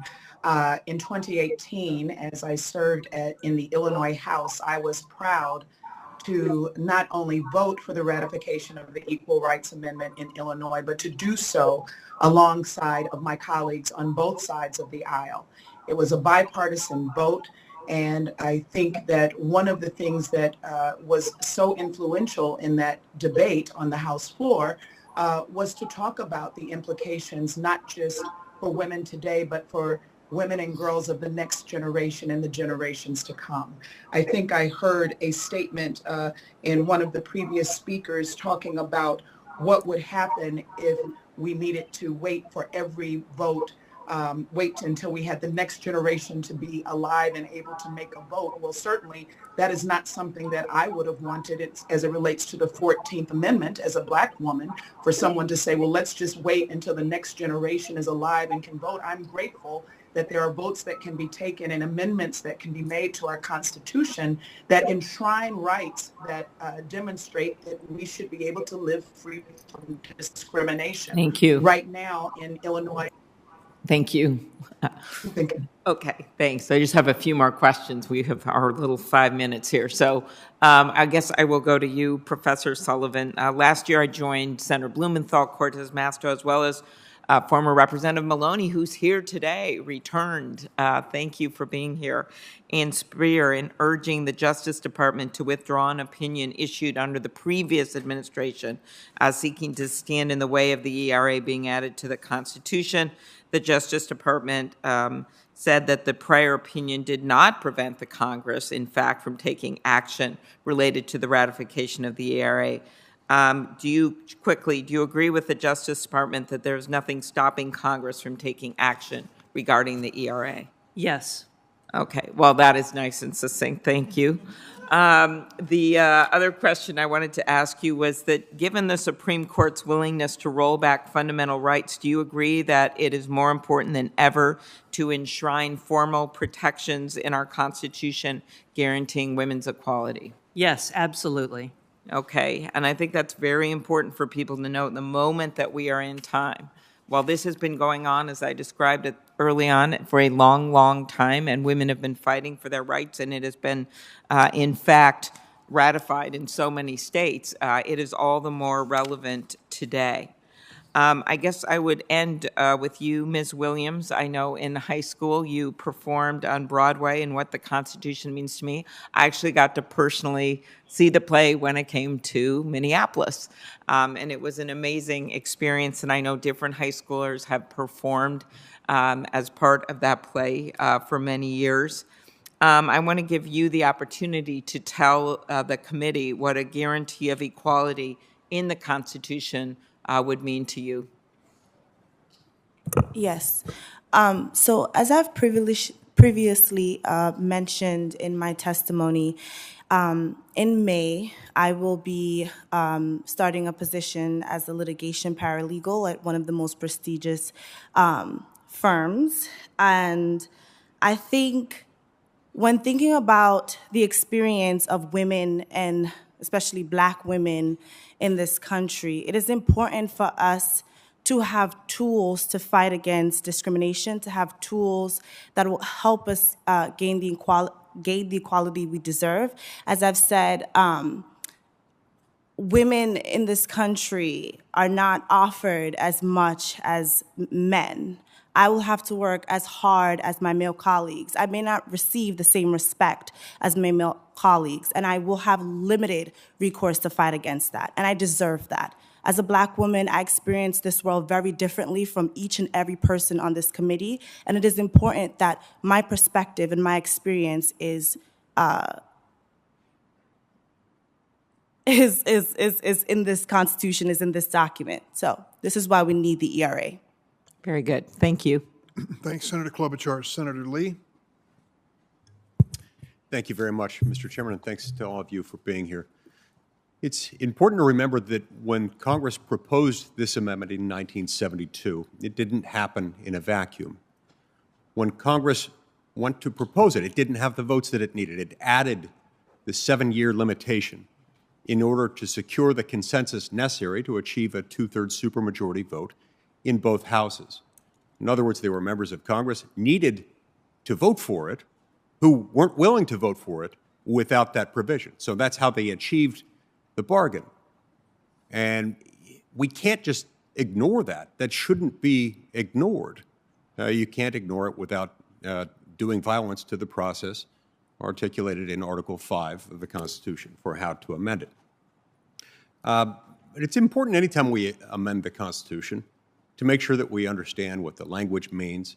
We've seen through other amendments, one of many examples would be the 14th Amendment. You can't always anticipate at the outset when you adopt something like this what ramifications it might have. And that's one of the many reasons it's important to get this right. All sorts of things have changed since 1972, and that's yet another prudential reason why it makes sense to put limitations in there. But to be very clear, there is a remedy for what you're talking about. When something expires, it's not like it can't ever be brought up again. It's just that it becomes a different proposal. That proposal has a shelf life. That shelf life has now passed. It has expired. Congress could propose another equal rights amendment. It has yet to do so, and that matters. It matters in a way that's been recognized by the courts. The U.S. District Court for the District of Columbia ruled against the position that this can be extended. And the U.S. Court of Appeals for the D.C. Circuit today affirmed that ruling. So this argument has lost at the District Court. It has lost at the Court of Appeals. If it were to come before the United States Supreme Court, it will lose there too. And so that really is a significant thing. There are some policy considerations that also need to be taken into account. In the 1970s, my dad wrote a book. It was called The Lawyer Looks at the Equal Rights Amendment. And he asked a number of questions about the legislation. And one of the questions he asked, that he identified as the most important question, relates to what standard of review would be applied if the Equal Rights Amendment were to become law of the land. He asked, for example, is it going to be rational basis? Is it going to be strict scrutiny? Is it going to be intermediate scrutiny? Or what's it going to be? Or is it going to be a complete prohibition or a complete prohibition with qualifications? Ms. Braceras, does the text of the 1972 ERA make clear what standard of review courts would apply? It does not, but the advocates of the ERA hope and will argue that it requires strict scrutiny. Okay, and under strict scrutiny, if it were to apply, how would that be different? Because currently, something like this, where there is a government-imposed distinction, a differentiation on the basis of sex, it is not strict scrutiny that applies. It's a form of intermediate scrutiny. Tell us why that matters. Why do you think that matters? What's the difference between switching from intermediate scrutiny to strict scrutiny? So strict scrutiny is the standard that courts use to analyze policies that deal with race, and it's the right standard to use with race because in the racial context, separate is unequal. That is not true in the context of sex. Separate is not always unequal for women and men when it comes to issues of privacy or places where biological differences matter, such as sports. And so sex should not be treated the same as race under the Constitution. Our current intermediate scrutiny standard leaves space for courts to take into consideration biological differences where they matter. And in all other cases... strict scrutiny doesn't accommodate that in no, the it same does way. not. So what might this do for sex-segregated prisons, prisons for women? What might this do for government-sponsored, government-funded, and operated shelters for abused women, for example, or public restrooms, locker rooms, athletic facilities, athletic competitions? What might strict scrutiny do to every one of those? So in the racial context, courts have been very clear that prisons cannot separate inmates on the basis of race, even where doing so would prevent certain gang violence in the prison, and that's the right standard. They should not be able to separate inmates on the basis of race. If you applied that same standard to men and women, that would mean that prisons could never, they would have to have co-ed prisons. You could never separate inmates on the basis of sex, and male and female prisoners would have to be housed together. So protections in law, state and federal, as they now exist, protections put in place for women reflecting biological differences between men and women, based on differences between men and women, would be at stake. They would be jeopardized. They would be threatened, and in many cases, undone through judicial order. That's correct. Thank you, Mr. Chairman. Thank you, Senator Lee. Senator Blumenthal. Thanks, Mr. Chairman. Thank you for having this hearing. Thank you all of our witnesses, all of our audience for being here today, everybody who's watching. This issue is supremely important. Ms. Williams, I'm really proud that you're here today and that you go to school at Trinity in my home state of Connecticut. I hope one day maybe it'll be your home state too, and maybe you'll be sitting up here in the chair that I have. I'm really proud of your testimony. You know, there are not too many people in this country who can say, quote, I fell in love with the United States Constitution in high school. But thank you for your commitment to our Constitution and for your understanding about the brilliance of that Constitution, and you say it in your testimony. Our founding fathers, I'm quoting, our founding fathers were visionaries. They understood that we needed a document that could endure throughout generations. Right. The fact is, generations have fought for the ERA. I've been proud to support the ERA for a long time. And now your generation is fighting for it. And whether it occurs in this Congress or not, I believe that your generation will finally accomplish the ERA if we don't. And I want to ask you what you would tell others in your generation about the importance of the ERA to them in their daily lives. So as I've been sitting here listening to the testimonies and the questions, there are a lot of concerns about men performing in women's sports. And I am here as a young woman of color who is in her senior year of college. We're not worried about that. I am not worried about that. It's the truth. We're not. We have way more important issues that we need to be focusing on. And I will tell every young person, and I've been telling as many as I can, this is important for us. The ERA protects everyone, me, Black women, white men. So it's important to all of us, and it's important now. It was important before, and it will be important in the future.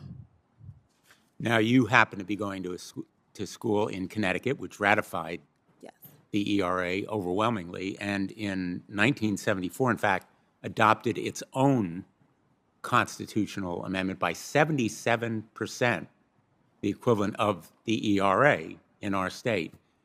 Is it good enough that Connecticut has done it? You live in Connecticut?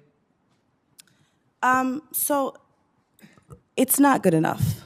I actually just want to say that as a young person, I've been concerned about the most recent activity of our Supreme Court, the fact that a lot of our rights are continuing to be rolled back. And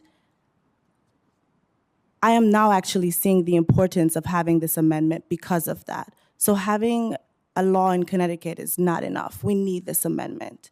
We need it. So when things are being rolled back, we can use it to continue to fight against.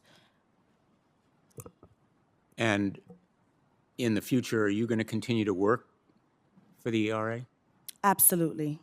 Absolutely. I joined the ERA when I was, I think, 18, and I am now about to be 22. And I am even more determined than I've been before. I am even more for it now than ever. Thank you. Thanks, Mr. Chairman. Thank you, Senator Hirono. Mr. Chairman. I'd like to say that, yes, the times have changed. The times in which we live, where sadly gun violence is rampant, where we see a rise in hate crimes against Asian Americans, Jews, LGBTQ persons, when FBI Director Wray says that domestic terrorism and white supremacy are major concerns. So I'd say yes, the times are changed. And when we live in the times when sex discrimination is deemed okay, is not okay. This is why I would say we need the Equal Rights Amendment. So, Ms. Sullivan, we've been hearing some scare stories about how our prisons have got to be, the men and women will be put together, but that is not the strict scrutiny test. The strict scrutiny test says the law must achieve a compelling state interest and be narrowly tailored to that interest. So it's not as though the floodgates open and all of these terrible things some terrible things will happen. Can you talk a little bit more about how the Equal Rights Amendment, once in the Constitution, will lead to strict scrutiny? Thank you very much, Senator. And I just want to reiterate the points so eloquently made earlier today by several senators, including the chairman, that the Equal Rights Amendment is about everyone. It's about your wives, your daughters, your granddaughters, your mothers, your aunts, your cousins. It's about all women. It's not about it. And why would you be against an Equal Rights Amendment, which is part of the Constitution, as mentioned earlier, of all the other democracies with written constitutions? Why would we want to be allied with nations that don't have equality for women, that don't let girls go to school with boys, that don't let women appear outside with their hair uncovered? Why would we want to filibuster something that's about fundamental equal rights for all people? And Senator Lee, your father was a great constitutional lawyer who I admired so greatly. But Senator Hirono is absolutely right. This amendment is not about the level of scrutiny. This is about a fundamental guarantee, in the majestic words of the Constitution, of equality. And the courts will work it out later in spirited debates between lawyers in courts about what the standard of scrutiny should be. And this amendment is not saying women and men have to be treated the same when they're different. It's saying all people have to be treated equally. And there is plenty of room in the majestic guarantee of equality to recognize times when women have to get protection because only women can get pregnant, that women have to have rectification of past discrimination, all those benefits for women that Senator Hyde-Smith was worried would disappear, I think that's a false picture. And this parade of horribles is very misleading. All this amendment will do is make sure we can't have a court roll the clock back to 1868 or 1874 under the Equal Protection Clause by interpreting it historically. And as Senator Klobuchar said, guaranteeing equality in its broad, vague terms that will be worked out later in specific cases. So, Senator, no. It is scare tactics that this body should ignore to suggest that anything is fixed about how the ERA will be interpreted. I believe it will be interpreted in ways that empower women and girls into the future, as Ms. Williams has so eloquently suggested it would do, but I don't think you should listen to these parade of horribles you've heard today. I agree with you. By the way, we've heard Ruth Bader Ginsburg mention a number of times, but it was very clear that she thought that the ERA should be part of the Constitution. And whatever statements she was making was in the context of that she thought it should be in the Constitution. And here is a woman who spent her entire adult life fighting for equal rights for everyone. And in spite of that, she didn't think we had gotten it done. And she thought that the ERA should be part of our Constitution. So I think that the people who are continuing to toss her name out as though that she supports the proposition that we should not be supporting this resolution are really off base. Also, Ms. Sullivan, can you explain very briefly how the ERA, by explicitly prohibiting against sex discrimination, would supplant the current patchwork of federal, state, and local laws that currently address sex discrimination and provide a bedrock of legal protection against it and why it's important? Senator, the ERA would nationalize protections against sex discrimination that already exist in many of our statutes at the federal level and many of our state constitutions. That's important because of federalism. We believe that people have the right to move between states in our country, and that means that your rights won't disappear when you cross a state border from Senator Blumenthal's Connecticut to another state. So it simply guarantees for all women nationwide what is already recognized in a patchwork of other laws. That's a good thing. Thank you. Thank you, Mr. Chairman. Mr. Chairman. Senator Lee? Since my name was invoked, I'd like 20 seconds to respond. Sure. 20 seconds to Senator Lee. Professor Sullivan made the argument that we don't know whether this is about strict scrutiny. It's not a credible, plausible argument to make. There is no reason to push for the Equal Rights Amendment unless you're trying to push it into strict scrutiny. That's the only difference between them. Strict in scrutiny, fatal in fact, is the exact reason why distinctions in law on the basis of sex need to be evaluated under intermediate scrutiny. So if you say we don't know what standard will be used, that simply isn't true. And what we do know is that you push it into strict scrutiny. Strict scrutiny is not accommodating of the same things. It is strict in scrutiny, strict in theory, fatal in fact. So this is not a theoretical argument. It is a virtual certainty that it will be strict scrutiny. Thanks. Senator was given a senatorial 20 seconds. Slightly. Senator Welch. Thank you very much. In 2019, we have this wonderful high school girls soccer team, the Burlington High School soccer team, and they got national attention when they advocated and supported the U.S. women's national soccer team's fight for equal pay. And at last year, as you know, the U.S. women's national soccer team finally won their long-running battle for equal pay. And all of us here, I think, agree that everyone's entitled to equal pay. I'm going to ask my first question for Thursday Williams. You went to Trinity College in Hartford? I am still there. I graduated in May. Well, my daughter went there. Oh. So I sent her a picture of you, told her you were, a person was testifying here, but thank you for coming. That's fantastic. So how can the ratification of the ERA help advocates win their fight to eliminate gender disparities in pay and try to be brief so I can ask a few more questions. Okay, so in my testimony, I did mention that after graduating in May, I will be starting a litigation position at a very prestigious law firm. And I am aware that, as I've mentioned, the system is stacked against me. I'm aware that while right now I might be okay, in the future, there is a wealth disparity between a woman, especially a Black woman, and my male colleagues or my male peer. And so that is why this is important. Thank you. And Professor Sullivan, two things. One, just I want you to comment on how recognizing the ERA strengthens enforcement of laws that are intended to ensure wage parity.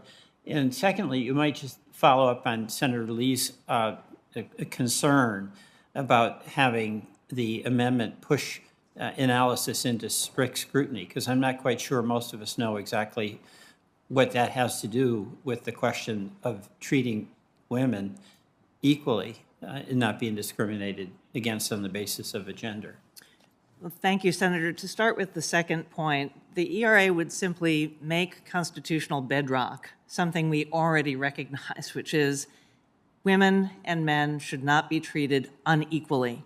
Mm-hmm. How that gets worked out when there are real differences between men and women is a question for the future. And the Senate need not specify to courts of the future how to work those questions out.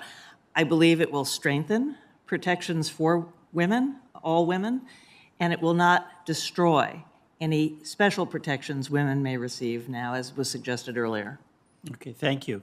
And for Lieutenant Governor Stratton, if the ERA is to be officially included in the Constitution, how would that impact your ability as Lieutenant Governor to ensure your continuing efforts for equal pay and for equal work?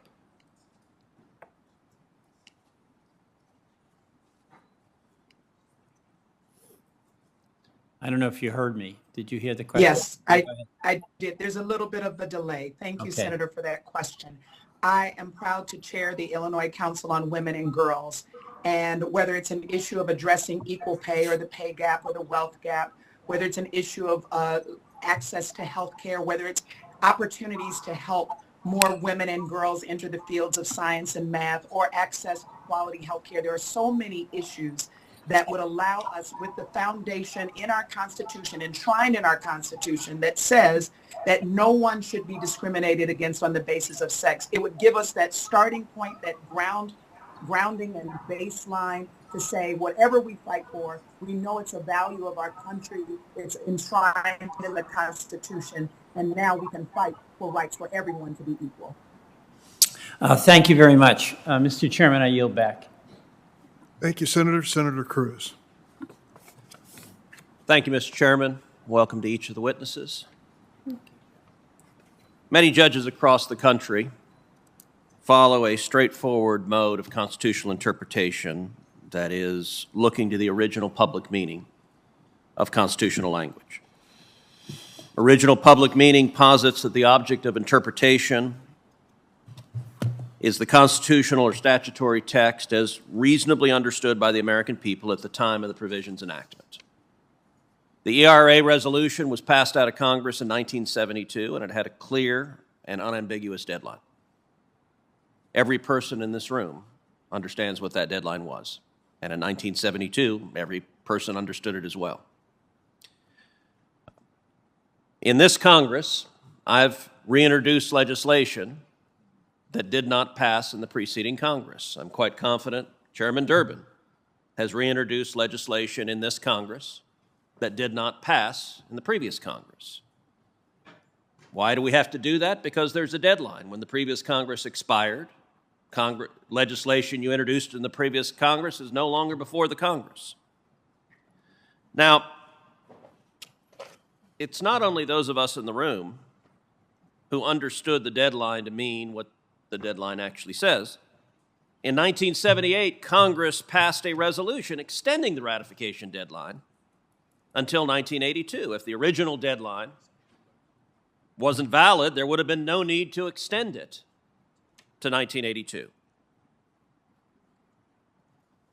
And even judges who don't subscribe to originalism acknowledge the obvious reality. Justice Ruth Bader Ginsburg, a trailblazing advocate, said the following about the Equal Rights Amendment in 2019, quote, "The ERA fell 3 states short of ratification.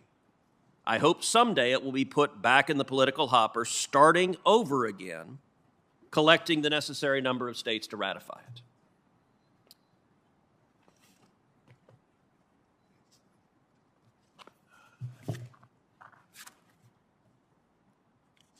Professor Foley, what was the Corwin Amendment? Corwin Amendment was an amendment that would have basically prohibited Congress from, or the states from, well, Congress specifically, from messing with slavery. And are there states that have attempted to rescind their earlier approval of the Corwin Amendment? Yes, several. So Maryland in 2014, Illinois in 2022? Mm-hmm. It would seem that legislators from those states, Illinois in particular, want to have their cake and eat it too. On one hand, they want to say, in the ERA context, that a state cannot rescind its previous ratification.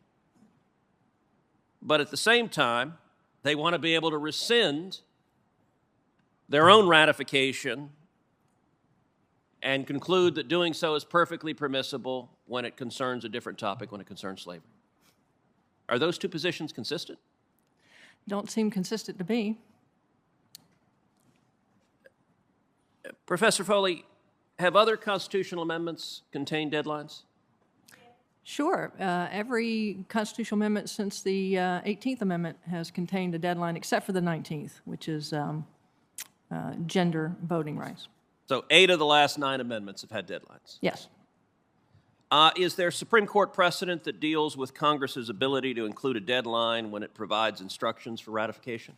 Yeah, absolutely. Dillon v. Gloss and Coleman versus Miller. Ms. Braceras, good to see you. Welcome. You and I were Nice to see classmates you, in law Senator. school. Good to see you.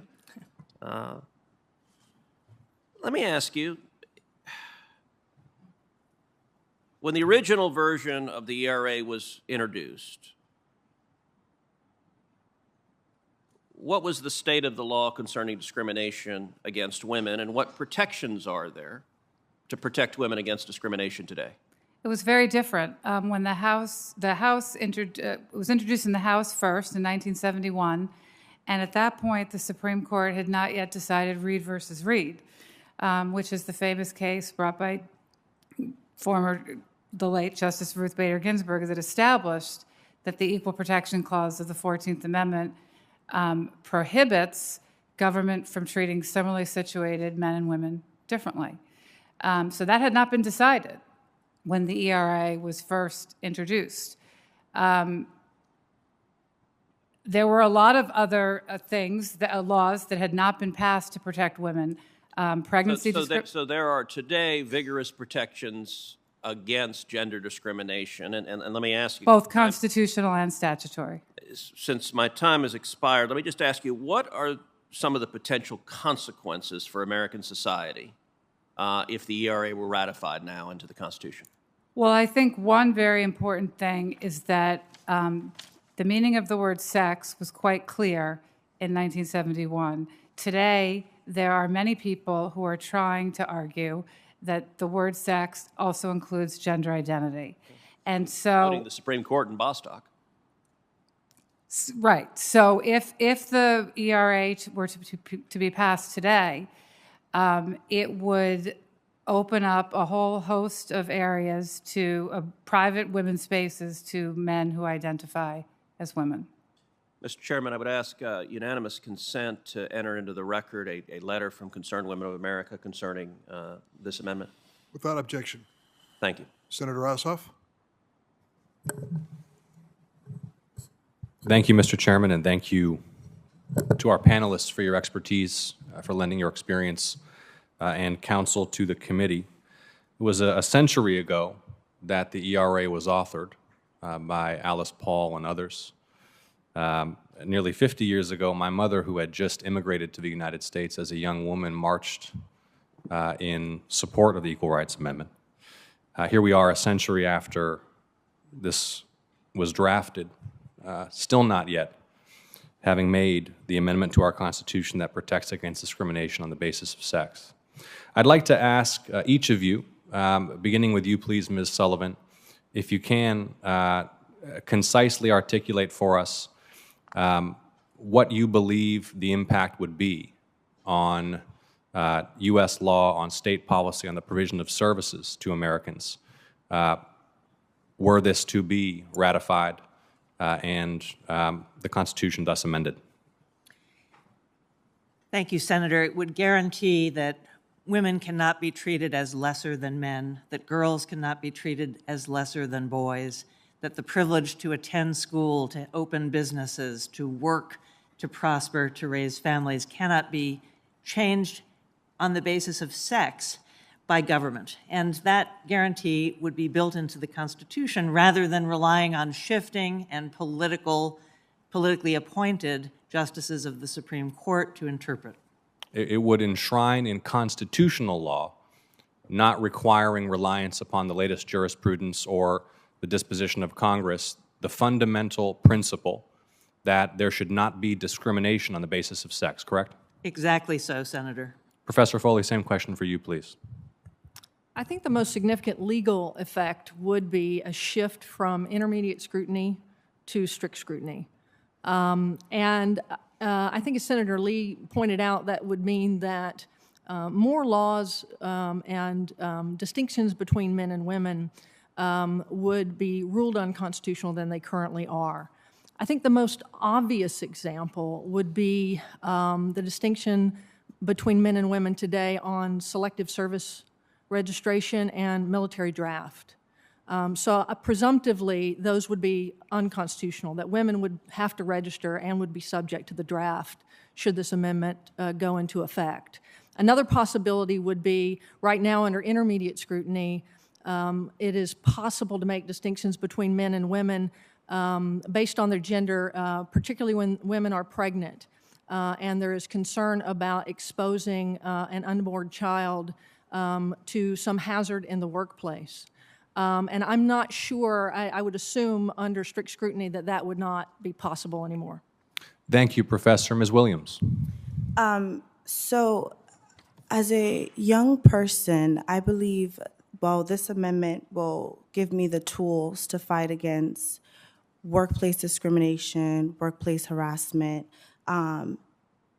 Once it is passed, state laws would be passed and enforced to ensure that I am protected as a Black woman and that other Black women are also protected. So that's, yeah. Thank you, Ms. Williams. Ms. Braceras.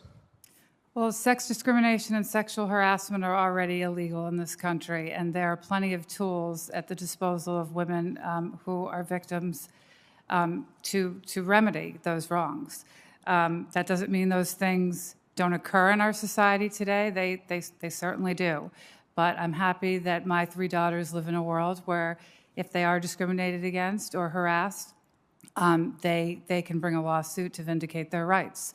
That is true today. That was not true completely in 1971 when this amendment was introduced. Thank you, Ms. Braceras. I appreciate all of your contributions. I reflect on the experience of my mother immigrated to this country, supporting the ERA 50 years ago, on the founding principles enshrined in the text of our Constitution about the fundamental equality of human beings, at the time of their drafting referring exclusively to men. It strikes me with great respect for all of your views that it is profound common sense that at this point in our nation's development, we would enshrine in the most fundamental legal document that defines our country the basic principle with which I believe the overwhelming majority of Americans agree, that there should not be discrimination on the basis of sex, and that we should not rely upon the shifting tides of jurisprudence or the political disposition of the Congress to make that fundamental value a core part of American law. Thank you all for your contributions. Thank you, Mr. Chairman. Thank you, Senator Ossoff, and thanks to this panel. I'd like to say a few words. 50 years ago, when I was a brand new lawyer fighting for the passage of the Equal Rights Amendment in the Illinois State Senate, many people, including a woman named Phyllis Schlafly, who was from the state of Illinois, told us that what we thought were the issues were not really the issues. The real issue was the fate and future of public restrooms and whether or not you would have privacy in those restrooms based on gender. Now we hear that what's at stake really is not a constitutional right for women, but the fate of field hockey. I mean, I'm trying to keep up with the arguments here, but It might not mean a lot to you, sir, but it means a lot to the girls who play. See, I believe you have a sincere belief in that, and I believe those girls would probably feel very strongly about the issue if they're field hockey players. Particularly when they're displaced by males on the varsity team. But you see, that's what the argument comes down to, the fate of field hockey, and I think it is much more fundamental. We are talking about the role of women in the United States of America and where we stand. Ms. Williams, I heard your reference earlier to younger generations puzzled, shaking their head at all these gray-haired politicians who are struggling with the very basic question as to whether women's rights should be enshrined in the Constitution. And they're off on tangents that most young people just don't get. We don't, right. Am I putting words in your- agree. No, I agree. I definitely agree. The concern about the sports, that's not what we're worried about. I'm pretty sure there are way more important things for young people to be stressing about at the moment. And at the heart of this is the Dobbs decision and other decisions which relate to the right and role of women today. I think there has been a dramatic evolution in my lifetime of the role of women, and I'm sure glad that my daughters and I assume my granddaughters will benefit from that. But we can't stop. If we don't get down, Ms. Sullivan, to the basics of whether or not there's a constitutional guarantee, I think we have another senator on the way, so I'll speak for a few minutes more, which is the chairman's prerogative, I guess. If we don't get down to the fundamental basics of whether the law recognizes that. And I guess we have to ask ourselves, why is there so much fear of this on the other side?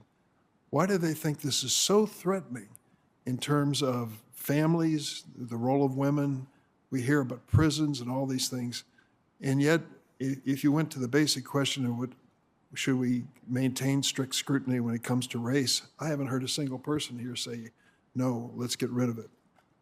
They should, I believe, apply that standard and honor that standard in the future. So why not the role of women as opposed to men? I'm glad Senator Padilla is here. I'm going to let him, I'm going to recognize him if he's prepared. Are you ready, Alex? Senator Padilla. Thank you, Mr. Chair. I appreciate the patience and understanding. Just returned from presiding over the Senate. There's a vote open, I'm sure you're aware, so we'll be making our way soon, but wouldn't want to miss this opportunity to offer some remarks. I appreciate you and Ranking Member Graham for holding this important hearing. As we've discussed this morning, the ERA is and always has been about addressing sex-based inequality. For generations, women have had to fight for access to some of our most basic rights. And in my view, last summer's Dobbs opinion was significant. Across the country, Americans have made their opposition loud and clear. And as we work to uplift their voices, we must ensure that we remember that what is at stake here, rights once recognized by the Supreme Court and held dear by Americans may no longer be safe unless they are enshrined in the Constitution. I know some of our colleagues on the other side of the aisle talked about, well, what's the issue? What's the problem? It's already unlawful in America. It's already unlawful in certain states to do X, Y, and Z. But we know those rights can easily be compromised. So with that in mind, a modernization of the law to recognize sex equality is needed, and a guarantee of equal rights for women is non-negotiable. As we analyze this issue, I look forward to working with my colleagues to end sex-based discrimination in our country once and for all. Now, I do have a question if Lieutenant Governor Stratton is still with us. I know she was participating virtually. Before becoming Lieutenant Governor of Illinois, You served as a member of the Illinois House of Representatives and were a leading advocate for the bipartisan vote that ratified the ERA in Illinois. Wanted to describe your perception of the future of equality in America and what the impact the ERA ratification could have on future generations. Thank you so much for that question, Senator. I think the most important thing that I want to emphasize is that the Equal Rights Amendment will remove ambiguity and will make it abundantly clear that no one should be discriminated against on the basis of their sex. We have made progress, and we've heard today, yes, there's been progress made. Of course there's been progress, because there's been a lot of women for many generations who have been fighting for this progress. But we have to make sure that we not only keep the progress moving forward, but that we protect any attacks on the progress that has already been made. That is what we talked about on the floor in 2018 in Illinois in that bipartisan vote. And that's why the Equal Rights Amendment is so important, to provide a constitutional safeguard to prevent any efforts to roll back the gains that we have made towards women's equality. So thank you. I just want to make sure I get in at least one more question with my time remaining. Enshrining an explicit guarantee of sex equality in the Constitution would provide the strongest protection against sex-based discrimination. Unfortunately, state and federal legal protections are vulnerable to future attempts to undermine women's security. And we need to look no further than the recent bills being introduced across the country targeting women's access to abortion care. Question for Ms. Sullivan. In your opinion, are judicial remedies like the Equal Protection Clause and the Due Process Clause strong enough to protect a woman's right to abortion access and care? Senator, the Equal Rights Amendment will guarantee that women are equal to men. It will not determine for all time difficult debates in our country, like debates over reproductive rights. Constitutional rights are always subject to a balance, and I have no illusion that the ERA will end those debates. But Senator, it will guarantee equality. It will guarantee equality, that women can't be treated as lesser than men. And this body has the chance to, as the Lieutenant Governor said, remove ambiguity. Who would answer the question, are you for or against equal rights for women? Elsewhere in the world, there are people who would say they're against it. In this country, no one would say I'm against equal rights for women. So why not remove ambiguity about that? Why not remove ambiguity? And ambiguity is all that led the D.C. Circuit to act today. They said it was not clear and undisputable that Congress can, that the congressional deadline is incapable of binding the states. Make it clear and indisputable. Pass Senate Joint Resolution number 4 and remove any doubt about that deadline. Conservatives tend to like two things, Senator. They like looking at the text, Article 5 has no deadlines, and they normally like states' rights. So why not allow Illinois, Nevada, and Virginia to deliver us into the modern world where we, like other nations of the world, have equal rights for women, as you said, Senator, enshrined in our most foundational document? Well, thank you very much. Wish we had time for many more questions and much more discussion. But on behalf of Chairman Durbin, I want to thank the witnesses appearing before the committee today. Today's hearing makes clear that we have waited far too long for the Constitution to finally, explicitly recognize that equal rights should not be denied on the basis of sex. But tomorrow marks the beginning of Women's History Month. There is no better time to move forward on this joint resolution. Remove the arbitrary deadline that has held equality at bay, and once and for all enshrine equality into the United States Constitution. And with that, this hearing is adjourned. Thank you.